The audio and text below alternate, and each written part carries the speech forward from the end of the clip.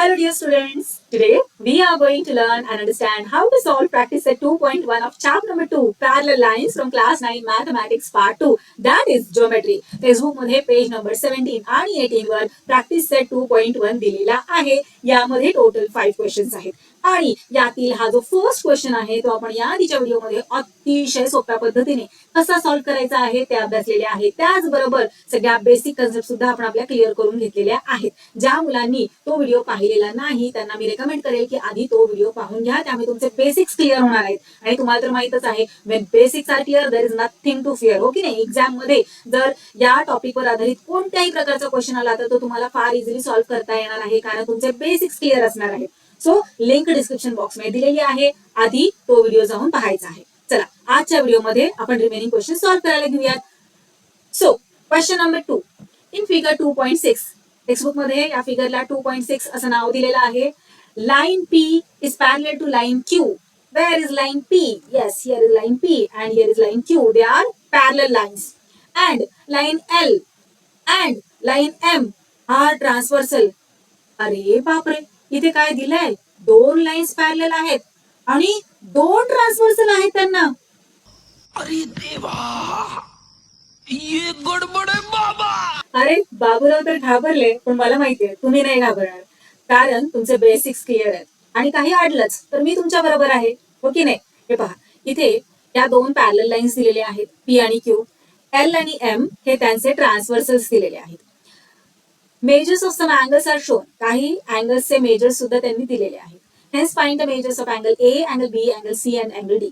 Angle A, angle B, angle C, angle D चे measures आपल्याला find out करायचे. चला तर मग लगेचच अँगल ए किती मेजरचा असेल ते पाहूया.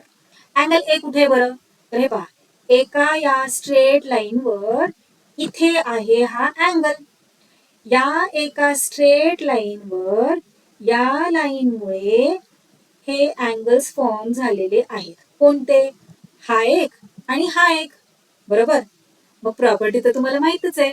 स्ट्रेट लाईनवर जेव्हा अँगल्स फॉर्म होतात तेव्हा ते अँगल्स कसे असतात? Yes, very good, supplementary. Supplementary म्हणजे आता इथे जर आपण अँगल ए आणि हा 110 चा अँगल ऍड केला तर त्यांचं सम येणार आहे 180 डिग्री. बरोबर? सो इथे आपण राईट करून घेऊयात. 110 plus angle A is equal to 180 degree. हे काय आहे? कशामुळे आपण असं राईट केलंय? प्रॉपर्टी काय आहे ते इथे मेन्शन करणं इम्पॉर्टंट आहे, नाहीतर हाफ मार्क इथल्या इथे कट होऊन जाणार. ओके, सो हे दोन्ही अँगल्स लिनियर पेअर मध्ये असल्यामुळे आपण अशा प्रकारे इथे राईट केलेलं आहे की ते सप्लिमेंटरी असतात. So as angles in a linear pair. आता अँगल ए चं मेजर आपल्याला हवं आहे म्हटल्यावर 110 ला तर जावं लागणार इकडे. सो पाठवून देऊयात angle A as it is left hand साईडला इक्वल टू च्या आणि राईट हँड साईडला 180 डिग्री ॲज इट इज आहे ते राईट करून घेऊयात. आणि 110 इक्वल टू च्या राईट हँड साईडला येणार आहे म्हटल्यावर इथे प्लस आहे, इकडे गेला की मायनस. So 180 minus 110. 180 मायनस 110 केलं की आपल्याला आन्सर मिळतं 70. So angle A is equal to काय मिळालेलं आहे आपल्याला? 70. ओके, अँगल ए कितीचा झालेला आहे? 70 डिग्रीचा. आता अँगल बी फाइंड आउट करायला घेऊयात. चला अँगल बी ला शोधूयात. अँगल ए मिळालेला आहे 70 डिग्रीचा. ओके, आता अँगल बी ला व्यवस्थित ऑब्झर्व करायचं. व्यवस्थित अगदी प्रेमाने अँगल बी कडे जरा एक टक बघायचंय. बघितल्यानंतर तुम्हाला असं जाणवेल की ही जी लाईन क्यू आहे ना ती काय आहे? तर लाईन पी ची पॅरलल आहे. हो की नाही? क्वेश्चन मध्येच त्यांनी दिलेलं आहे की line P is parallel to line Q. मग या अँगल बी चा एक आर्म कुठे आहे? लाईन क्यू वर आहे. दुसरा आर्म कुठे आहे? तर या दोन लाईन्सच्या या ट्रान्सव्हर्सल वर आहे. बरोबर? एक आर्म इकडे आणि दुसरा आर्म ट्रान्सव्हर्सल वर. आणि इथे हा अँगल बी आहे त्याचं मेजर आपल्याला फाइंड आउट करायचं. मग त्याच्या आजूबाजूला तर आपल्याकडे कोणतंच मेजर नाही. कोणती प्रॉपर्टी यूज करून आपल्याला या अँगल बी चं मेजर फाइंड आउट करता येईल? बघा बरं, दोन पॅरलल लाईन्स वर हा ट्रान्सव्हर्सल आहे. ट्रान्सव्हर्सल असल्यामुळे इथे पहा हा एक एफ इथे फॉर्म झालाय. म्हणजे हा अँगल आणि हा इथला अँगल हे कसे आहेत? करस्पॉन्डिंग अँगल्स आहेत. आणि तुम्हाला माहिती आहे करस्पॉन्डिंग अँगल्स हे कॉन्ग्रुएंट असतात or we can say equal असतात. म्हणजे अँगल ए जर 70 डिग्री आहे तर इथला हा अँगल सुद्धा 70 डिग्रीचाच असणार आहे. बरोबर. मग जर हा 70 डिग्रीचा आहे तर इथे बघा ना हा एक एक्स फॉर्म झालेला आहे. हो की नाही. इकडे ही अशी लाईन आणि इकडे ही अशी लाईन एक्स फॉर्म झाला. एक्स म्हणजेच काय हा अँगल आणि हा अँगल हे दोन अँगल्स व्हर्टिकली अपोजिट अँगल्स झाले. आणि व्हर्टिकली अपोजिट अँगल्सची प्रॉपर्टी तुम्हाला माहिती आहे. Vertically opposite angles are always congruent. हो की नाही. मग हा अँगल आणि हा अँगल कॉन्ग्रुएंट असल्यामुळे जर हा 70चा आहे तर अँगल बी सुद्धा 70 डिग्रीचाच असणार आहे. बरोबर. आता इथे या अँगलला नाव कोणतंच नव्हतं म्हणून आपण इथे आपल्या मनाने ई हे नाव दिलेलं आहे. सो इथे आपल्याला मग सोल्युशन मध्ये राईट करणं सोपं जाईल. चला राईट करूया. सोल्युशन मध्ये consider angle E as shown in the figure. की बाबा तुम्ही कन्सिडर करा की हा अँगल ई आहे जो फिगर मध्ये दाखवलेला आहे. टीचरला सांगावं लागेल ना की हे जे ई नाव आहे ते आम्ही दिलेलं आहे बाबा, तुम्ही क्वेश्चन मध्ये नव्हतं दिलेलं. सो हे ई नाव आपण दिलेलं आहे आणि तो ई किती मेजरचा आहे तो सुद्धा आम्ही फाइंड आउट केलेला आहे. कोणत्या प्रॉपर्टीने तर करस्पॉन्डिंग अँगल्सच्या प्रॉपर्टीने. ओके. सो इथे राईट करूया. नाव line P is parallel to line Q and line L is their transversal. हो की नाही. So angle E is equal to angle A or we can say angle E is congruent to angle A. मग जर angle A 70 डिग्रीचा आहे तर E सुद्धा 70 डिग्रीचा असणार आहे. इथे रिझन राईट करूयात की ते करस्पॉन्डिंग अँगल्स आहेत. So angle E is equal to 70 degree. Okay. From 1 कारण की ए आपण इथे फाइंड आउट केले ना म्हणून आपण इथे राईट केलं फ्रॉम 1 आणि याला नाव दिलं 2 कारण हे आपल्याला परत पुढे युज करायला लागणार आहे. ई हा 70 डिग्रीचा आहे. मग बी सुद्धा 70 डिग्री का कारण व्हर्टिकली अपोजिट अँगल्स आहेत. इथे राईट करूयात. But angle B is equal to angle E और we can say angle B is congruent to angle E as they are vertically opposite angles, right? So angle B is equal to 70 degree. And why we are saying this angle B is 70 degree? From this 2. हो की नाही. या 2 वरून आपण सांगू शकतो की angle बी हा 70 डिग्रीचा आहे. कळालं. चला आता पुढे जाऊयात अँगल सी कडे. अँगल सी कुठे आहे. अँगल सी येस सापडला. इथे आपल्याला मिळालेला आहे अँगल सी. आता हे पहा आपल्याला काय ऑब्झर्व करायचं अँगल सी कुठे आहे बाबा त्याचं लोकेशन काय आहे. हो की नाही. गुगल मॅपवर आपल्याला सर्च कसं करतो आपण लोकेशन एखाद्याचं त्याप्रमाणे अगदी आपल्याला लोकेशन सर्च करायचंय की हा नक्की कुठे आहे तो. तर हे पहा इथे ही आहे पी लाईन पी ही आहे line Q. Line P line Q ची पॅरलल लाईन आहे. So P and Q are parallel lines and M is their transversal. M हा ट्रान्सव्हर्सल आहे. सो पी आणि हा ट्रान्सव्हर्सल. सो इथे या कोपऱ्यामध्ये आहे अँगल सी आणि त्याचं मेजर आपल्याला फाइंड आउट करायचं आहे.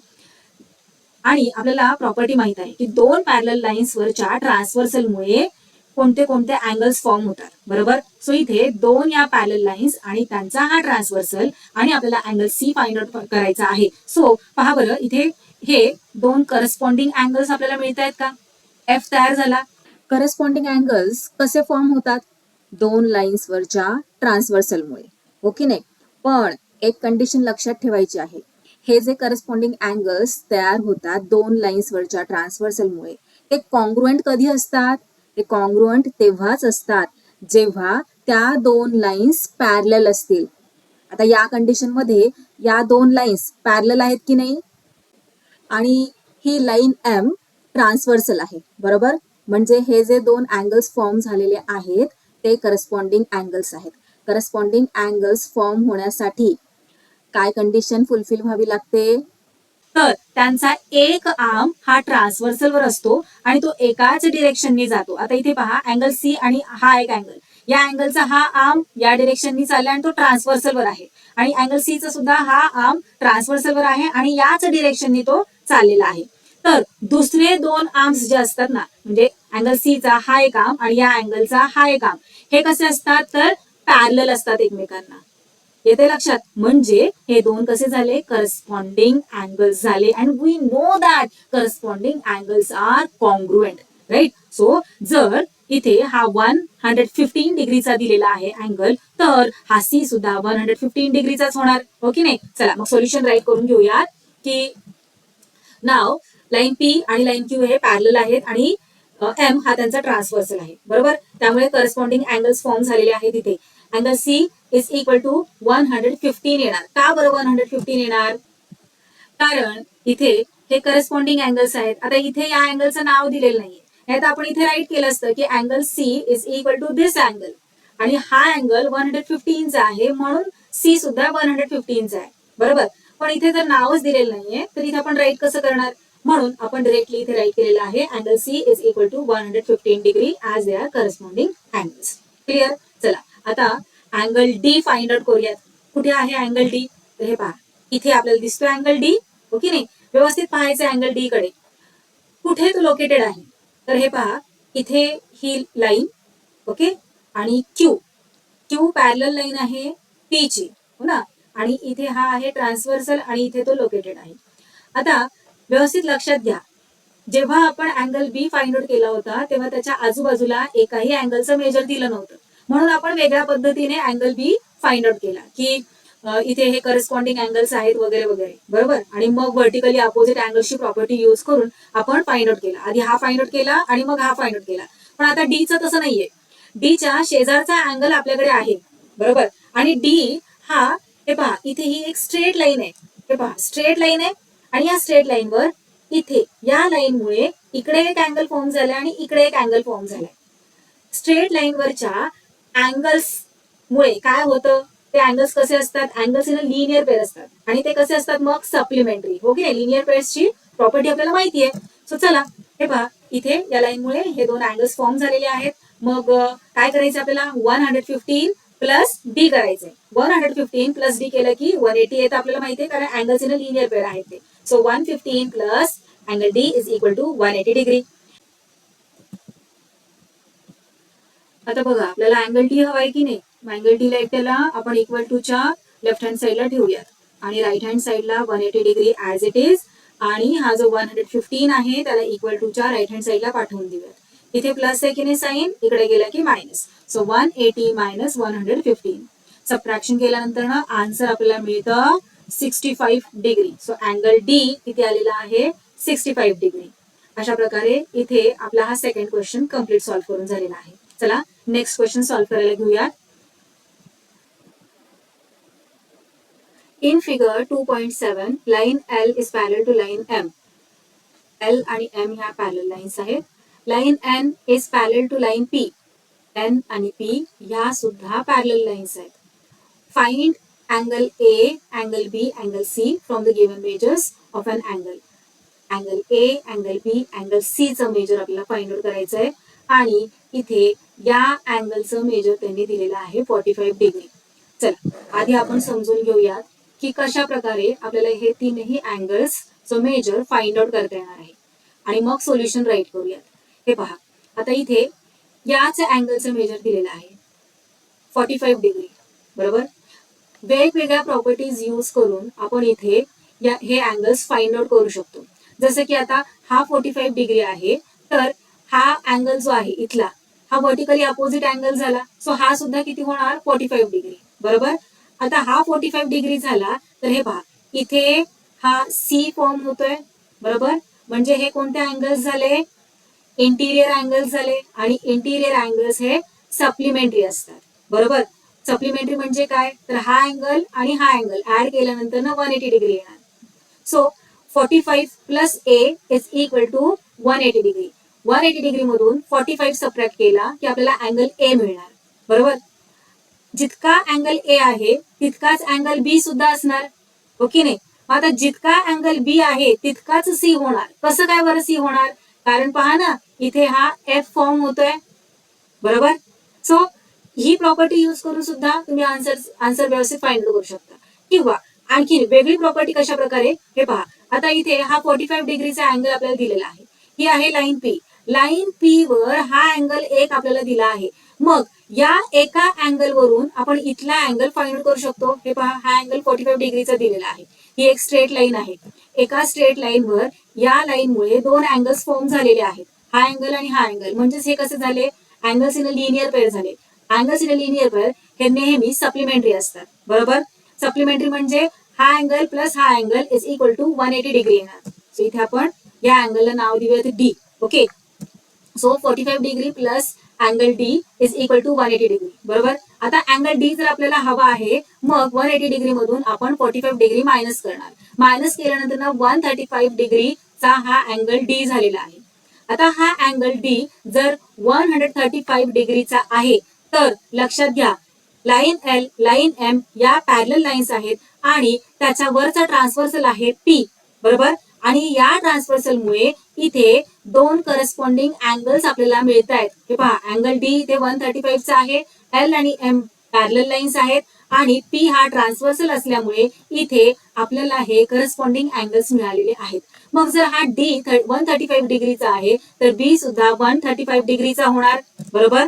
आता हा 135 डिग्रीचा आहे, मग अँगल ए हा व्हर्टिकली अपोजिट अँगल आहे इथे. हे पहा, angle A vertically opposite angle आहे अँगल बी चा. हो की नाही. सो जर अँगल बी हा 135 डिग्रीचा आहे, अँगल बी हा जर 135 डिग्रीचा आहे, तर अँगल ए सुद्धा 135 डिग्रीचा होणार.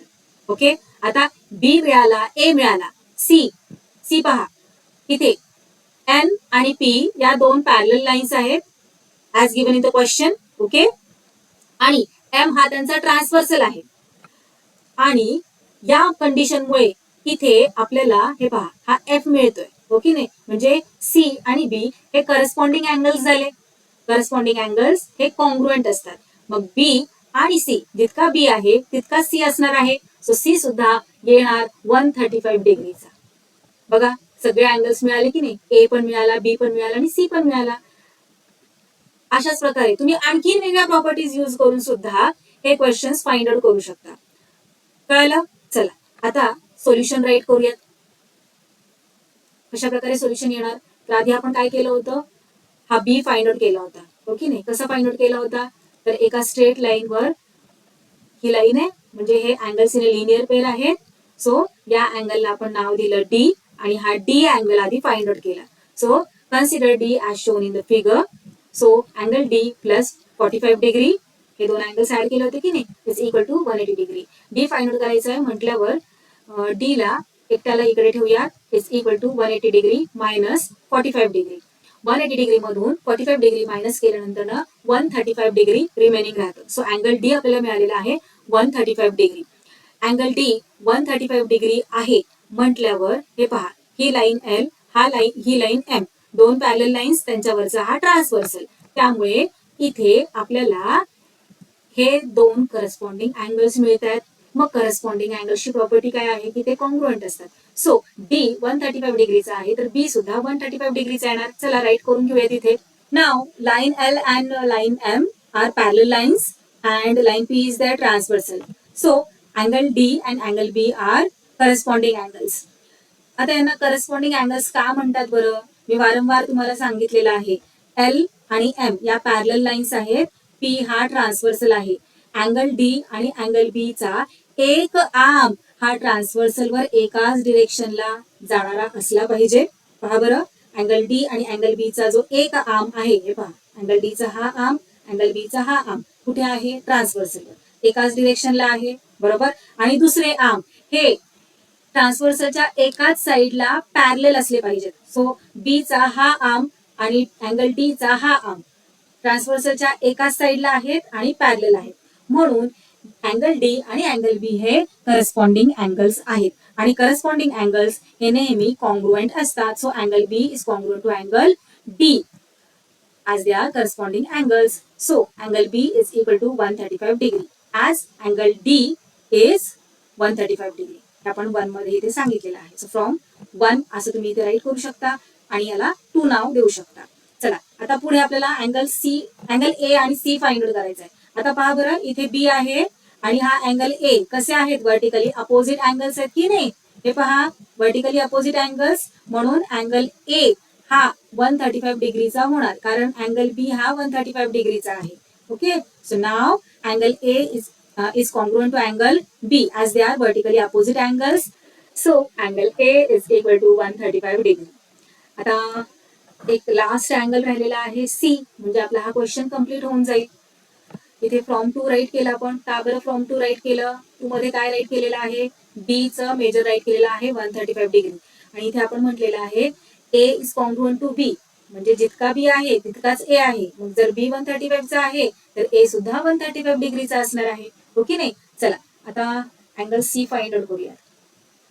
ओके, अँगल सी चं लोकेशन कुठे आहे? इथे, बरोबर. आता अँगल सी, लाईन एन आणि पी दोन पॅरलल लाईन्स आहेत आणि एम त्यांचा ट्रान्सव्हर्सल आहे. इथे पहा एफ तयार झाला, दोन पॅरलल लाईन्स आणि हा ट्रान्सव्हर्सल. एफ तयार झालेला आहे म्हणजे सी आणि बी हे करस्पॉन्डिंग अँगल्स आहेत. करस्पॉन्डिंग अँगल्सचा एक आर्म ट्रान्सव्हर्सल वर असतो, जो की इथे आपल्याला दिसतोय, आणि दुसरा आर्म ट्रान्सव्हर्सलच्या एकाच साइडला पॅरलल मध्ये असतात. ओके, सो अँगल सी चा हा आहे दुसरा आर्म आणि अँगल बी चा हा आहे दुसरा आर्म. दोन्हीही ट्रान्सव्हर्सलच्या एकाच साइडला आहेत आणि एकमेकांना पॅरलल आहेत. सो अँगल सी आणि अँगल बी हे करस्पॉन्डिंग अँगल्स झाले आणि करस्पॉन्डिंग अँगल्स हे कायम कॉन्ग्रुएंट असतात. ओके नाही, जेव्हा दोन पॅरलल लाईन्सला एक ट्रान्सव्हर्सल असतो तेव्हा ते करस्पॉन्डिंग अँगल्स हे कायम कॉन्ग्रुएंट असतात. So now line N is parallel to P and M is their transversal. So angle C is congruent to angle B as they are corresponding angles and angle C is equal to 135 degree. त्याला नाव देऊया 135 degree. कशावरून म्हटलं आपण? या 3 वरून. तुम्ही 3 वरून नाही, अँगल बी, येस, या 2 वरून म्हटलेला आहे, कारण अँगल बी 135 डिग्रीचा आहे म्हणून इथे अँगल सी हा 135 डिग्रीचा झालेला आहे. इथे तुम्ही फ्रॉम 2 असं सुद्धा राईट करू शकता. नेक्स्ट क्वेश्चन पाहूया. Question number 4. In figure 2.8 sides of angle P Q R and angle X Y Z are parallel to each other. हे पहा, इथे अँगल पी क्यू आर हा अँगल पी क्यू आर आहे आणि हा आहे अँगल एक्स वाय झेड. यांच्या ज्या साइड्स आहेत त्या कशा आहेत? पॅरलल आहेत, असं क्वेश्चन मध्ये दिलंय. Prove that angle P Q R is congruent to angle X Y Z. आणि प्रूव्ह करायला सांगितलेलं आहे की हा जो अँगल पी क्यू आर आहे तो अँगल एक्स वाय झेड चा कॉन्ग्रुएंट अँगल आहे. आता व्यवस्थित लक्ष द्या, क्वेश्चन खूप इम्पॉर्टंट आहे. स्टार मार्क सुद्धा दिलेला आहे. आता इतक्याच फिगरवरून आपण सांगूच शकणार नाही की कशा प्रकारे हे दोन अँगल्स कॉन्ग्रुएंट आहेत. मग आता दाखवण्यासाठी, आपल्याला प्रूव्ह करण्यासाठी आपण या अँगल एक्स वाय झेड ला कापून अँगल पी क्यू आर वर ठेवणार का? तर नाही, कॉन्ग्रुएंट आहेत हे आपल्याला त्यांनी प्रूव्ह करायला सांगितलेलं आहे. प्रूव्ह करण्यासाठी आपल्याकडे वेगवेगळ्या प्रॉपर्टीज आहेत की कशा प्रकारे दोन अँगल्स हे कॉन्ग्रुएंट असतात. ओके नाही, पण त्या प्रॉपर्टीज साठी आपण पॅरलल लाईन्स, ट्रान्सव्हर्सल यांचा उपयोग केलेला होता. पण आता इथे तसं काही दिसतच नाहीये. इथे डिरेक्टली त्यांनी आपल्याला दोन अँगल्स दिलेले आहेत आणि प्रूव्ह करायला सांगितलंय की हे दोन अँगल्स कॉन्ग्रुएंट आहेत. कसं करणार? तर हे पहा, एक क्लू सुद्धा त्यांनी इथं दिलेला आहे. हे जे दोन अँगल्स आहेत ना, त्यांच्या साइड्स कशा आहेत? पॅरलल आहेत असं त्यांनी म्हटलेलं आहे. मग क्वेश्चन मध्ये गिवन काय आहे? तर एक्स वाय ही जी साइड आहे, साइड एक्स वाय ही पॅरलल आहे साइड पी क्यू ला. त्याचप्रमाणे वाय झेड ही जी साइड आहे ती पॅरलल आहे क्यू आर ला. ओके, ही इन्फॉर्मेशन त्यांनी आपल्याला दिलेली आहे. पण नुसत्या इतक्यावरून आपण पुढे प्रूफ नाही करू शकणार ना, की कसं काय बरं हे दोन अँगल्स कॉन्ग्रुएंट आहेत. मग आपण एक काम करूया, आपल्याला काही करून प्रूव्ह करायचंय, हो ना. मग चला, या ज्या साइड्स त्यांनी आपल्याला क्वेश्चन मध्ये दिलेल्या आहेत त्या पॅरलल आहेत असं त्यांनी म्हटलंय. मग या साइड्सला एक्सटेंड करूयात. पॅरलल्स तर त्यांनी दिलेलंच आहे, त्या आहेत म्हणून. मग एक्सटेंड करूयात. हे पहा, या साइडला इकडे एक्सटेंड केलं, इकडे हिला एक्सटेंड केलं. आता या साइडला एक्सटेंड करू आणि वाय झेड ला सुद्धा एक्सटेंड करू. येस, आता दिसतंय ना आपल्या ओळखीचं प्रकरण. चला, आता पुढे काय करायचं आपल्याला? आपण इथे राईट करून त्यांना सांगावं लागणार की आपण या ज्या साइड्स आहेत त्यांना एक्सटेंड केलेलं आहे. एक्स वाय ला एक्सटेंड केलंय. कुठपर्यंत एक्सटेंड केलंय पण सांगितलंच नाही ना आपण. मग चला, इथे आपण नाव देऊया की इथपर्यंत आम्ही एक्सटेंड केलंय बाबा. इकडे इथपर्यंत केलंय, इकडे इथपर्यंत आणि इकडे इथपर्यंत. आता हे मी काय नाव दिलेलं आहे? तर हे पहा, इथे एक्स आहे की नाही, मग एक्स डॅश पर्यंत एक्सटेंड केलं असं म्हणणार आहे मी. इथे तुम्ही ए नाव द्या, बी म्हणा, सी म्हणा, डी म्हणा, काहीही फरक पडणार नाही. काहीतरी नाव द्यायचंय म्हणून मी हे अशा प्रकारचं नाव दिलंय. ओके, मग मी आता काय म्हणणार आहे की एक्स वाय ही जी साइड आहे तिला मी एक्सटेंड केलेला आहे कुठपर्यंत, तर एक्स डॅश पर्यंत. चला राईट करून घेऊया तिथे. कन्स्ट्रक्शन काय केलंय मी, झेड वाय ला कुठपर्यंत एक्सटेंड केलंय, ही आहे झेड वाय, तिला कुठपर्यंत एक्सटेंड केलंय, झेड डॅश पर्यंत. So extended Z Y till Z dash. त्यानंतर ना पी क्यू ला एक्सटेंड केलेला आहे आर डॅश पर्यंत. हे पहा, पी क्यू नाही सॉरी आर क्यू ला एक्सटेंड केलेलं आहे आर डॅश पर्यंत. त्यानंतर ना एक्स वाय ला एक्सटेंड केलं एक्स डॅश पर्यंत. आणि त्यानंतर पी क्यू, ही पी क्यू आहे की नाही, या पी क्यू ला एक्सटेंड केलेला आहे पी डॅश पर्यंत.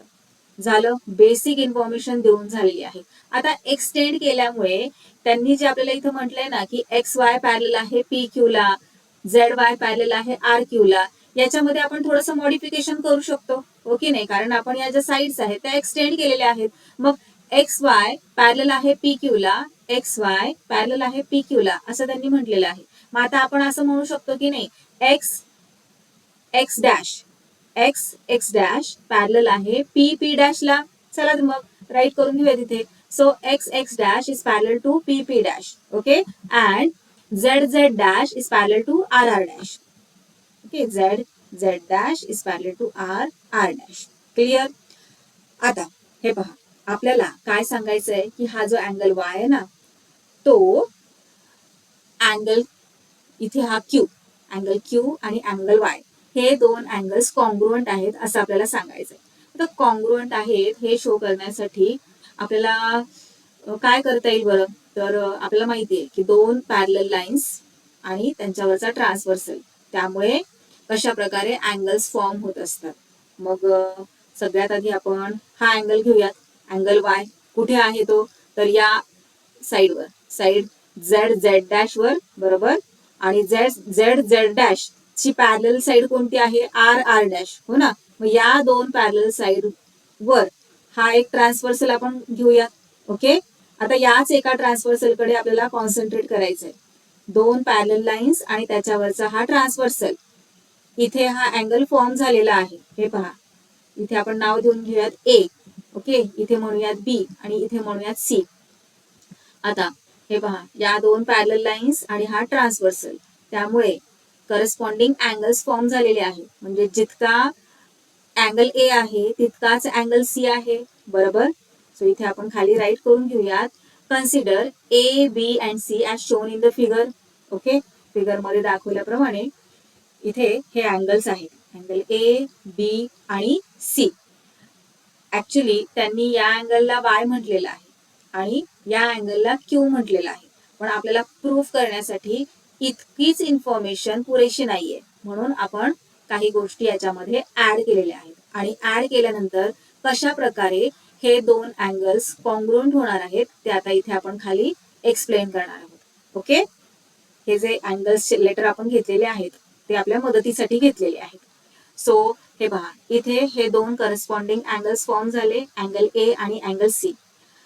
करस्पॉन्डिंग अँगल्स हे नेहमी कॉन्ग्रुएंट असतात, पण कोणत्या कंडिशन मध्ये, जेव्हा दोन लाईन्स पॅरलल असतात आणि त्यांच्यावरचा जो ट्रान्सव्हर्सल आहे त्यामुळे जे करस्पॉन्डिंग अँगल्स फॉर्म होतात ते कॉन्ग्रुएंट असतात, हो ना. मग angle A is congruent to angle C. इथे खाली राईट करून घेऊयात. नाव line Z dash is parallel to line R R dash. Okay, आणि त्यांच्यावरचा ट्रान्सव्हर्सल एक्स डॅश, त्याच्यामुळे अँगल ए आणि अँगल सी हे कॉन्ग्रुएंट झालेले आहेत और इक्वल आहेत. ओके, आता याचं काम झालं. आपला हा जो अँगल आहे ए तो कॉन्ग्रुएंट आहे सी बरोबर. ओके, आता इकडे बघूयात, हा जो अँगल आहे क्वेश्चन मध्ये या अँगलचं नाव क्यू आहे, पण आपण इथे बी म्हटलेलं आहे आपल्या सोयीसाठी. पुढे आपण सांगणारच आहोत त्यांना की अँगल बी हाच अँगल क्यू आहे. ओके, आता कुठे आहे बरं हा अँगल बी, तर हे पहा, अँगल बी हा फॉर्म झालेला आहे इथे पी पी डॅश, ही त्याची एक साइड आहे, बरोबर. आणि आर आर डॅश ही दुसरी साइड आहे. सो पी पी डॅश ची पॅरलल साइड कोणती आहे, एक्स डॅश. हे पहा, ही या दोन पॅरलल साइड्स आहेत आणि त्यांच्यावरचा आपण हा एक घेऊयात ट्रान्सव्हर्सल. ओके, दोन पॅरलल साइड्स आणि त्यांच्यावरचा हा ट्रान्सव्हर्सल, त्यामुळे इथे हे दोन करस्पॉन्डिंग अँगल्स फॉर्म झाले. करस्पॉन्डिंग अँगल्स हे कॉन्ग्रुएंट असतात. So angle B is equal to angle C. इथे खाली राईट करून घेऊयात आपण. नाव line P P dash is parallel to line X X dash and R R dash is their transversal. So angle B is equal to angle C. आता पाहिलं का, इथे रिझन सुद्धा राईट करून घेऊयात. आधी आपण काय प्रूफ केलं की ए आणि सी हे इक्वल आहेत, बरोबर. नंतर न प्रूफ झालेलं आहे की बी आणि सी इक्वल आहेत. जर ए आणि सी इक्वल आहेत आणि बी आणि सी इक्वल आहेत तर आपण असं म्हणू शकतो ना की ए आणि बी हे सुद्धा इक्वल आहेत. तिघांचं मेजर जर सेम आहे तर आपण असं म्हणू शकतो नक्कीच की ए इज इक्वल टू बी, हो की नाही. आणि अँगल ए हाच काय आहे, अँगल वाय. अँगल वाय लाच आपण अँगल एक्स वाय झेड असं म्हणतो, बरोबर. आणि अँगल बी हाच काय आहे, अँगल क्यू. अँगल क्यू लाच आपण अँगल पी क्यू आर असंही म्हणतो. झालं की नाही प्रूफ मग की अँगल पी क्यू आर हा अँगल एक्स वाय झेड चा कॉन्ग्रुएंट अँगल आहे. चला मग खाली राईट करून घेऊयात आपण. अशा प्रकारे राईट करणार. A is equal to B from 1 and 2, from 1 and 2. So angle XYZ is equal to or is congruent to angle PQR. So okay, is equal to म्हणजेच कॉन्ग्रुएंट आहे. क्लिअर. कळाला क्वेश्चन कशा प्रकारे सॉल्व्ह करायचा होता. थोडासा tricky होता. काही गोष्टींचा आपल्याला एक्स्ट्रा विचार करावा लागला हा क्वेश्चन सॉल्व्ह करण्यासाठी. ज्यांना कोणाला कळालं नसेल त्यांनी पुन्हा एकदा हा क्वेश्चन व्यवस्थित पाहून घ्या. तुम्हाला नक्की कळणार आहे. कारण सगळ्या आपल्याला ज्या माहिती आहेत त्याच प्रॉपर्टीज इथे यूज केलेल्या आहेत. पण इथे ही जी फिगर दिलेली होती त्यामध्ये क्वेश्चन मध्ये जी इन्फॉर्मेशन दिलेली आहे त्यानुसार आपण थोडंसं मॉडिफिकेशन केलं आणि हा क्वेश्चन सॉल्व्ह केलेला आहे. आणि प्रूफ करून दाखवलंय की कशा प्रकारे आता हे दोन अँगल्स कॉन्ग्रुएंट आहेत. क्लिअर. चला आता आपण या प्रॅक्टिस सेटचा लास्ट क्वेश्चन सॉल्व्ह करायला घेऊयात. Line A B is parallel to line C D. A B आणि सी डी पॅरलल लाईन्स आहेत. पी क्यू हा त्यांचा ट्रान्सव्हर्सल आहे. Measure of one of the angles is given. इथे हा अँगल दिलेला आहे आणि फाइंड आउट करायला सांगितलेले आहेत हे 4 अँगल्स. चला खूप इझी आहे. अशा टाइपचे क्वेश्चन्स ऑलरेडी आपण सॉल्व्ह केलेले आहेत. ओरली सुद्धा आपण हे क्वेश्चन सॉल्व्ह करू शकतो. पाहायचंय कसं हे पहा. फर्स्ट आपल्याला ए आर टी हा अँगल फाइंड आउट करायला सांगितलेला आहे. ए आर टी क्वेश्चन मध्ये कोणता अँगल आपल्याला दिलेला आहे तर हे पहा बी आर टी हा अँगल आपल्याला दिलेला आहे 105 डिग्रीचा. ए आर टी आपल्याला फाइंड आउट करायचा आहे. एका स्ट्रेट लाईनवर हे दोन्ही अँगल्स इथे आपल्याला फॉर्म झालेले दिसत आहेत. एका स्ट्रेट लाईनवर दोन अँगल्स आहेत म्हणजेच हे अँगल्स कसे आहेत, स्ट्रेट लाईनवर असल्यामुळे angles in a linear pair आहेत. आणि angles in a linear pair हे कायम सप्लिमेंटरी अँगल्स असतात. हो की नाही. सप्लिमेंटरी म्हणजे काय तर या दोन अँगल्सला ऍड केल्यानंतर 180 डिग्री येतं. हो की नाही. मग हा अँगल प्लस हा angle is equal to 180 degree. आता हा अँगल आपल्याला फाइंड आउट करायचा आहे म्हटल्यावर 180 मायनस 105 करावं लागेल. चला सबट्रॅक्शन करा. ओरली किती येतं 75 डिग्री आलं का. येस. मग ए आर टी आपल्याला मिळालेलं आहे 70 डिग्री. आता हे सॉल्व्ह कसं करायचं, इथे सोल्युशन कसं राईट करायचं ते सुद्धा मी सांगणार आहे. पण ओरली सुद्धा तुम्ही हे क्वेश्चन कशा प्रकारे सॉल्व्ह करू शकता ते आता इथे आपण थोडक्यात पाहतोय. सो सी आर टी इथे आपल्याला आता सी टी क्यू हा अँगल फाइंड आउट करायचा आहे. कुठे बरं सी टी क्यू, इथे सी टी क्यू हे पहा सी टी क्यू. आता हा किती असणार आहे तर पहा बरं इथे सी डी आणि ए बी या दोन पॅरलल लाईन्स आहेत. त्यांच्यावरचा ट्रान्सव्हर्सल आहे पी क्यू, बरोबर. म्हटल्यावर इथे हे करस्पॉन्डिंग अँगल्स झाले की नाही. एफ झालाय का फॉर्म. मग जर हा 75 डिग्रीचा आहे तर हा सुद्धा किती असणार आहे ऑफकोर्स 75 डिग्रीचा. सो सी टी क्यू हा किती झाला 75 डिग्री. आता डी टी क्यू कुठं आहे बरं डी टी क्यू हे पहा इथेच आहे डी टी क्यू. ओके.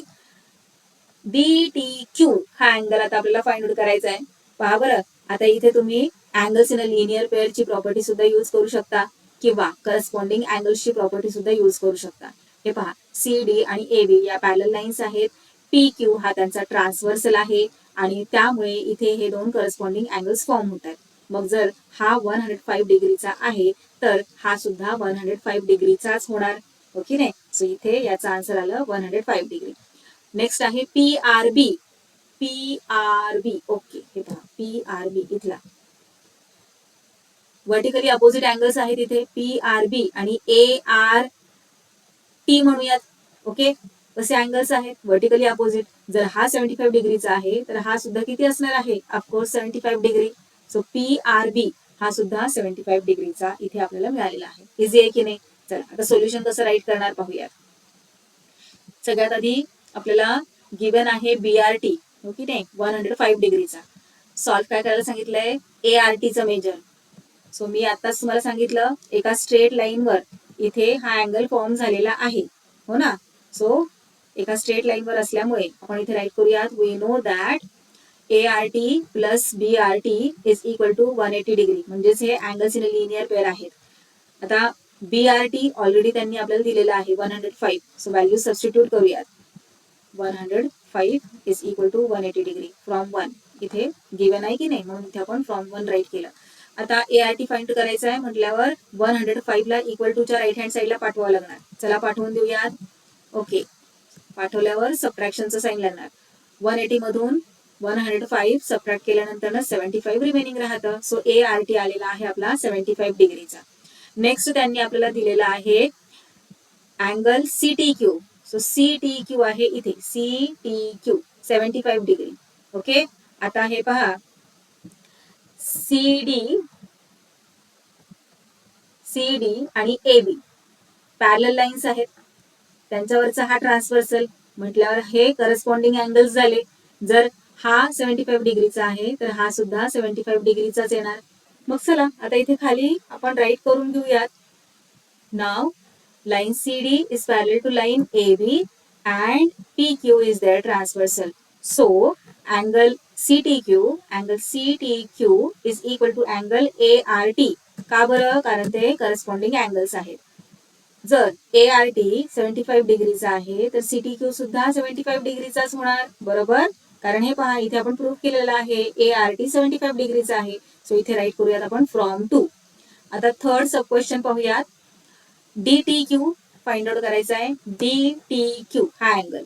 आता पहा इथे सुद्धा CD आणि AB पॅरलल लाईन्स आहेत, त्याच्यावरचा ट्रान्सव्हर्सल PQ. सो इथे सुद्धा करस्पॉन्डिंग अँगल्स आपल्याला दिसत आहेत, हो ना. BRT आणि DTQ हे करस्पॉन्डिंग अँगल्स इथे आपल्याला दिसत आहेत. करस्पॉन्डिंग अँगल्स हे इक्वल असतात. सो इथे खाली राईट करून घेऊयात. इक्वल असतात म्हटल्यावर इथे जर हा BRT 105 डिग्रीचा आहे तर DTQ सुद्धा 105 डिग्रीचा येणार.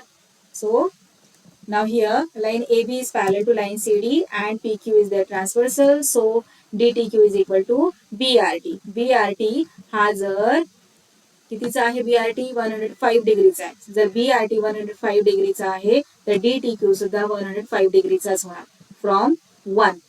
क्लिअर. चला आता फोर्थ PRB विचारलंय त्यांनी, हो की नाही. सो PRB फाइंड आउट करूयात. हे पहा PRB कुठे आहे, PRB 75 डिग्रीचा आपण इथे फाइंड आउट केलाय. कसं काय, कारण ART 75 डिग्रीचा आहे. सो इथे हे व्हर्टिकली अपोजिट अँगल्स फॉर्म झाले. व्हर्टिकली अपोजिट अँगल्स हे कॉन्ग्रुएंट असतात. कशा प्रकारे इथे सोल्युशन राईट करणार, PRB फाइंड आउट करायचे की नाही. 4 नंबरचा क्वेश्चन आहे इथे. PRB now PRB is equal to ART. Why?